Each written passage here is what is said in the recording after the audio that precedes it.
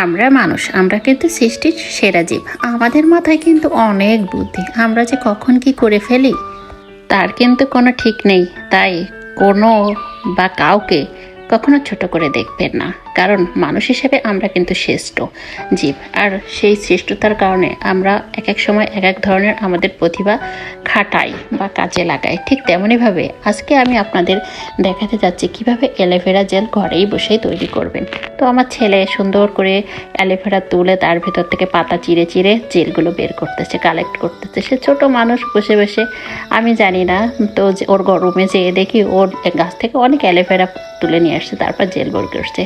তো ওর এই কষ্ট দেখে মনে হলো যে ছেলেটা এত কষ্ট করে অ্যালোভেরা জেল তৈরি করতেছে, বের করতেছে, তো আমি ওকে একটু কফি তৈরি করে খাই। ওকে জিজ্ঞাসা করলাম, তা বললো কফি খাবে। তো আমিও কফি বানাতে চলে আসলাম। একটা গরুর দুধ দিয়ে তৈরি করব।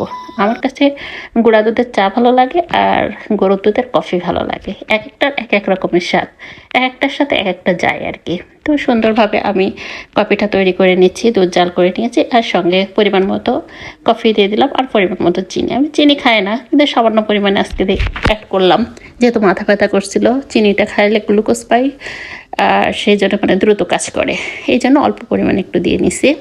তো ভালোভাবে গুলিয়ে নিলাম, তারপর একটু আস্ত কফির ভিতরে ছিটিয়ে দিলাম। একটু ক্যাপুচিনো স্টাইল করতে গেলাম, কিন্তু সেটার জন্য তো আলাদা মেশিন লাগে।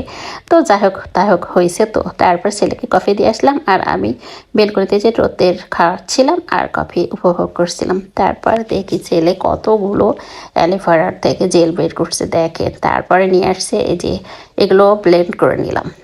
যেহেতু একটু দলা দলা থাকে, ব্লেন্ড করে নিলে সুন্দর হয়। তারপরে পরিমাণ মতো আমি এই যে বলে দিয়ে এটা জাল করে নিচ্ছি। এটা অর্ধেক পরিমাণ করব। তারপর কিছু পরিমাণ কর্নফ্লাওয়ার অ্যাড করে দেবো, তাহলে থকথকে ভাব আসবে। আর কিছুর পরিমাণ আমি এর সাথে ফুড কালার দিয়েছি, যার জন্য যে কালারটা খুব সুন্দর আসছে। তো শীতে যাদের ত্বক ফাটার সমস্যা আসছে তারা এটা তৈরি করে নিতে পারেন। আর সঙ্গে আর ন্যাচারাল জিনিসটা আমাদের ত্বকের জন্য অনেক উপকারী, আর ঘরে তো এটা তৈরি করা হলে তো কথাই নেই, কি বলেন?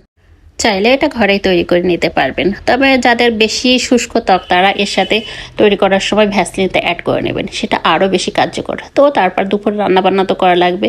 তো ছোট মাছ ছিল, সেগুলো আবার কেটে ধুয়ে নিলাম। তারপর পরিমাণ মতো পেঁয়াজ, টমেটো, কাঁচামরিচ, সরিষার তেল, তারপর হলুদ, মরিচ সব কিছু দিয়ে আমি সুন্দরভাবে হাতে মাখিয়েই আজকে মাছের চচ্চড়িটা করব।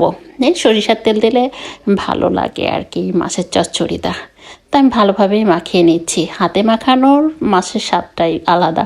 যারা ছোট মাছ পছন্দ করেন তাদের তো অনেক পছন্দ করে খায়, আর যারা পছন্দ করে না তাদের কথা আর কী বলবো, তাদের তো ছোটো মাছ দেখলেই জ্বর আসে।